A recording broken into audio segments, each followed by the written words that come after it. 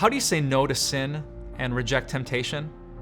We've been learning that the biggest key is understanding God's amazing grace, His unconditional love for you. Now, I learned a ton about grace a few years ago when I took a trip to Israel and got to float in the Dead Sea. Do you know much about the Dead Sea?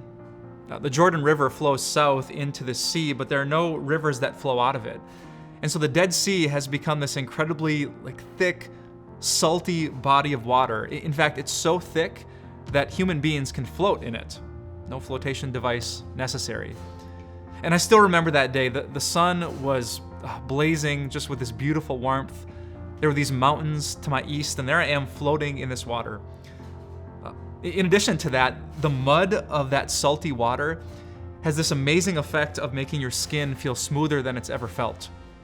I thought they were just trying to scam me to buy beauty products for my wife, but it was true. I took this mud and put it on my skin, and when it washed off, it was smoother than it had ever been. It was an amazing experience.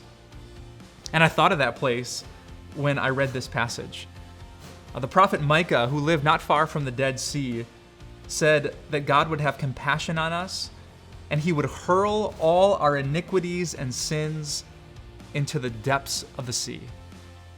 Micah's saying that God is taking all of our sin, all of our struggle, all the temptation we said yes to, and instead of holding it in front of His face, He's drowned it in the depths of the sea.